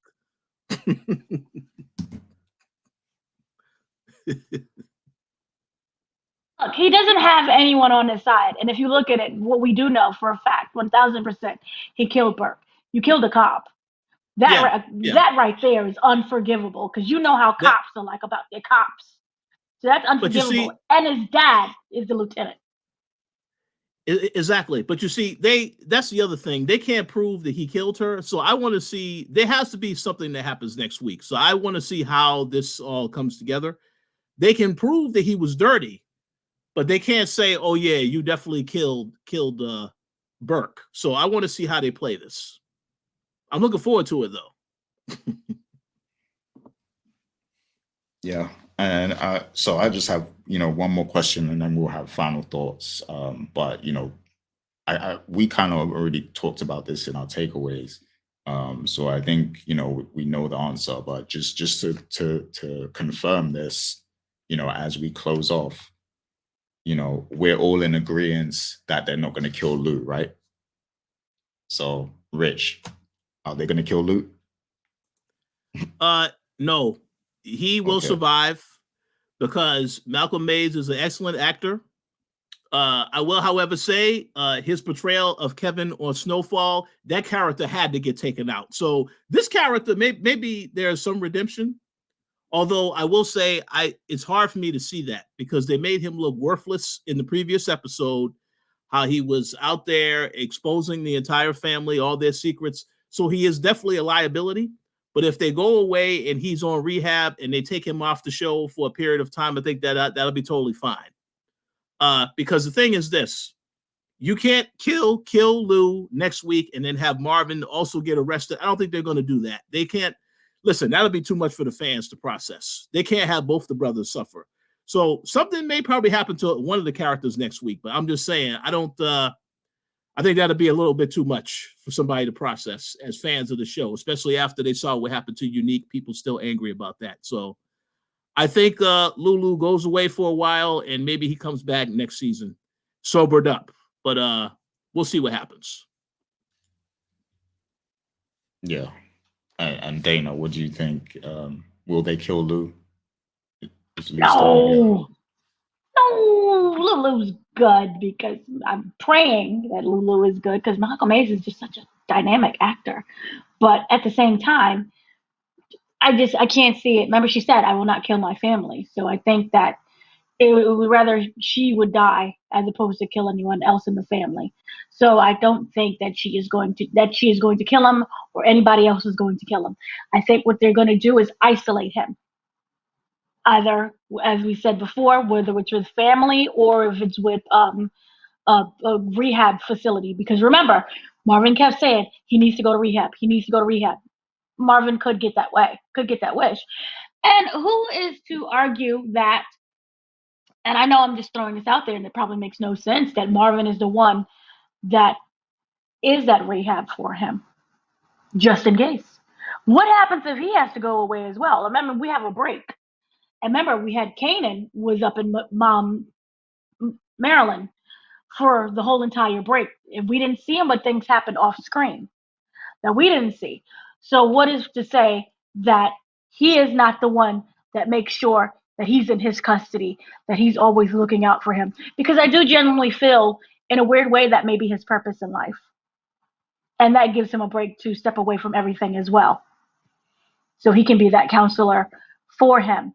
And also, if there is an investigation, he's in hiding. But I think this is why it works so well that Howard is the fall guy. So everyone is able to do their own business. Can I just make one quick comment? Let me just say this. So if Lulu does go away, he goes into rehab. As a recovering alcoholic, there's no way in hell he should return to that bar when he comes back to New York. I'm just saying that right now. That would be a death wish. So if he is going to go away and come back, he better not go back to that bar. I better not see him back at that bar. Oh yeah, that's a no-go. you gotta keep him away from the alcohol. Yes. So. But here's the thing. I feel that alcohol was just a symptom to the disease, which was the killing of Scrap. If you're really looking at it, the disease is his family. His symptom was drinking in order to silence what his family was doing. So I think it's better if you have to keep him away from the family as opposed to keep him away from the bar, which you could argue is a way how they, and I don't want it to be, but is a way how they write him off the show. Yeah, it was definitely Raquel. Like she was, the reason he picked up the bottle again. So if they find a way to fix that, then yeah, go ahead, Rich. I agree 100%. And this is the last thing I will say. It is a good idea that he stays away because if he comes back to New York, then Gary's theory will come true. And D-Wiz's brother, a.k.a. Breeze, to some people, will take him out. So we don't need to see that. I had to throw that reference in there only because. We were going one episode where we didn't have to do this. One whole episode, we were free, but you just had to say Breeze. No. I'm totally joking. That's not going to happen. But I hope you got your drinking glass ready, Dana, because yeah, my thoughts on who Breeze might be kind of changed a little bit with some new intel. But yeah, but okay, yeah, I'm done talking about Breeze for now. But yeah, so let's get to final thoughts. And then, we have a quick update about episode 10 as well, but we'll do our final thoughts first. So, final thoughts for me, I don't really have a lot. It's just that this was a very intense episode. Like I said, like I was like really on the edge of my seat watching it. I do want to say I like how they kind of built up to the Howard thing. Um, because it felt very well put together. Like it wasn't totally rushed like I thought it would be. Like, how Burke's father came back and figured things out and stuff. Like, and then the conversation he had with Captain Baptiste as well. I like that he immediately picked up on the fact that Laverne was the connection, and that he was like, "Oh, why didn't we think of this?" Because prior to that, he was very trusting of Howard. Like he was telling, you know, Captain Burke, Howard is a stand-up detective. Like he has nothing to do with this. And then after hearing him out and going through the facts, he realizes his own error in the fact that they forgot about the connection with Laverne, and the fact that Laverne was dealing with Nicole and stuff, like, and then that's also Marvin's daughter. So once he figured that out in his head, he was like, oh damn, we messed up here. And then immediately that's when they called in the other detective. And then and then when they confronted Howard and he came up with this whole spiel about oh, that it was because of what you said. Like you you told me to not say anything and all this stuff. Like that just showed how deceptive and cunning Howard is as well, like how slimy he is. And I really like it makes me think that he will get killed at some point, like just the way he's been acting this season. But yeah, I just like how they did all of that. I like I was really like engrossed in all of that, like them being so close to figuring out the truth about what happened, with him, and them being on his case. And I can't wait to see how that ends in the next episode. So that's my final thoughts. I liked how they connected the dots and everything. I wasn't a huge fan of the ambiguous ending because either you're going to kill Lou or you're not. And I don't like, based on the fact that you did that. Now I feel like you're not going to kill Lou. Like it's kind of like you're just trying to deceive us. You're trying to throw us off, I think. So I wasn't a huge fan of the ambiguous ending, but I understand it, I guess. I understand it. And it was like a well put together scene. It was well acted. So props on that. But yeah, and then also Kanan is like dressing more like Ronnie as well. Like so that was hilarious to see. It's like like he's getting his fashion sense from Ronnie. Like I don't know, maybe Ronnie, because he's so OCD, maybe he's like putting out the clothes for Kanan. Maybe he's ironing the clothes and putting them out for Kanan and stuff. Like I don't know. But but yeah, I that don't know was about funny. that. Yeah, that's funny. But yeah, Rich, how about you go next? What's your final thoughts? I thought this was a very good episode. It perfectly sets up the finale. I also will agree that I did not like the open-endedness of the episode, but I understood. But now I'm going to have a high expectations for that finale, because you had three particular storylines end a certain way. You had Howard's storyline end the way it did in this episode. You had Kanan, his storyline end the way it ended in this episode. And then, of course, you had the whole thing with Lulu. So I'm expecting to see a lot of big things happen in the finale next week. But overall, I thought it was a very good episode, and can't wait to see what everybody says about the comments on this show as well as the finale next week. Oh yeah, can't wait to see what the people think. But yeah, Dana, I see you got the notes, so hit us with your I got the final book of the thoughts. notes. I have some things I want to say. First of all, yay to Famous, but I wonder this. That song that everyone loves from Famous was therapeutic and something that he really needed to get out of his system.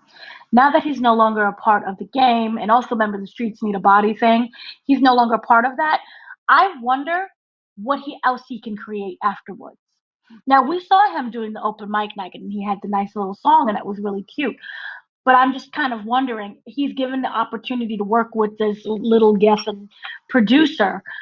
What is the music that he's going to make now that he is no longer in that environment? Is it still going to be street based, or is it going to be like, hey girl, your body's so good, why don't you come over in my hood, something like that? I don't know, but it should be interesting to see. And I really do hope that he is able to get his wish and get the music that he wants to get, because as you looked at it with this scene that he was in, he was really happy, right? It didn't seem like there was something that was weighing on him so much. And with that weight now released, does this mean that his music gets crappier? I don't know. But I'm interested to see how that all plays out.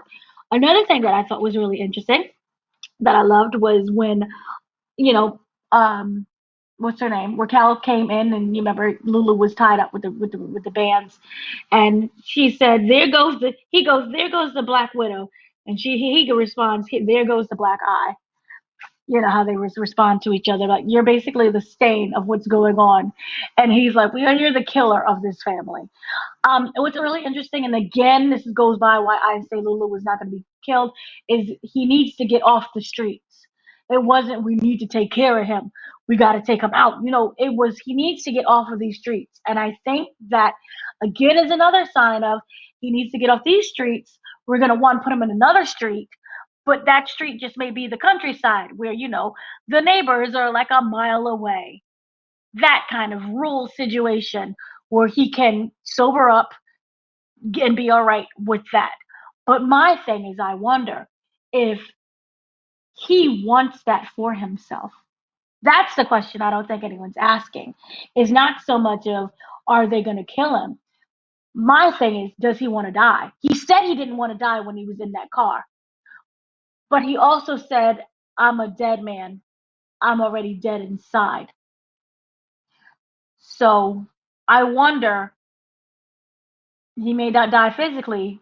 What does he look like if I'm already dead inside? Can he even be rehabbed to want to live and have that life again? Not that life in terms of the drug life, but in terms of living.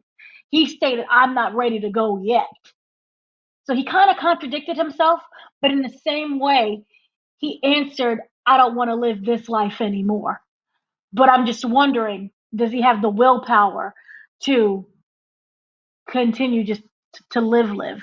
Or as when he says that, only he's able to take himself out. Are we looking, remember we said this goes back to suicide. Will there be a suicide where it's just too much for him to grapple with? So now he has to commit suicide. Other than that, I do find that it's going to be interesting that, the only reason why Ronnie is still alive is because of snaps and pops. Remember they said, that, and also the investor doesn't want you dead yet. So in a way, was that Raquel saving Ronnie's life? I wonder. I don't know. But we do know that Pops and Snaps want their 401k investment money back. So the biggest threat, I feel, the biggest villain is actually going to be Snaps and Mom. Oh, Snaps and Pops. So that'll, of course, carry into season 4, right? 4. That'll carry into season 4. So that is when everyone starts to have to, really get their stuff together and get at play here. And then lastly, I just thought that it brings up a lot of other questions, and it'll be really interesting to see what happens. And I wonder with this, when Jukebox was talking to the cops and she said, essentially, you ruined my life.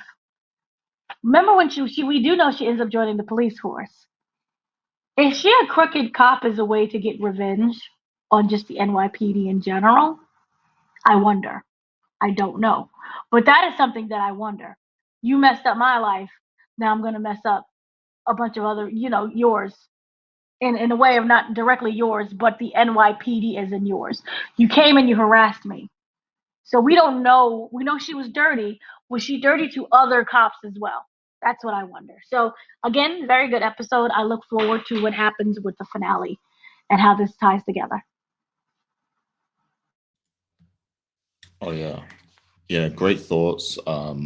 And like I agree with what you said about snaps and pops. I think they are going to become like key players going into the next season. Like they're gonna be like, maybe the big villains, or they're gonna stick around.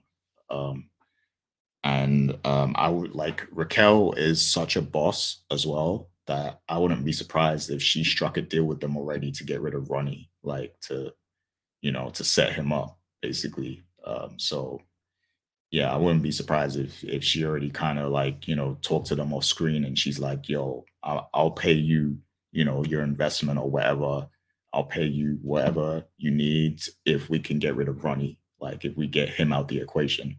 And like now she's got a green light to basically kill him. Like I wouldn't be surprised if that's the case.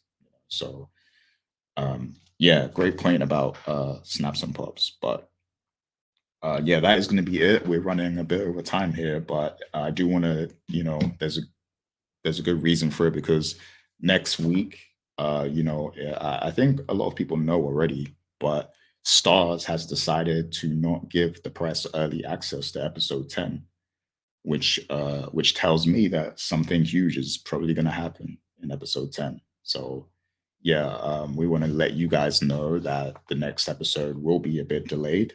It won't come out as early as it does, usually. So you'll have to. It's either going to come that same Friday that the episode comes out. The episode might come out that evening, or it's going to be the next day, possibly, because we need time to do what we do as well. So we just wanted to let you guys know that there will be a delay with the next Powercast, because of that. But you should be excited, because this probably means that something huge is happening in episode 10. There has to be a reason why Stars has chosen to do this. Obviously, they don't want leaks and stuff, so everybody should be very excited for episode 10, the season finale. And then also, by the time this is out, I think maybe there might be some news about Ghost as well. So yeah, look forward to that. So a lot of exciting things happening. Go ahead.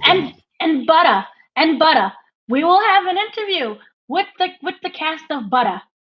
So we will know what is going to happen, which kind of also signifies they are not done yet. And also we know that they're coming back for the next season. But it's going to be Bata.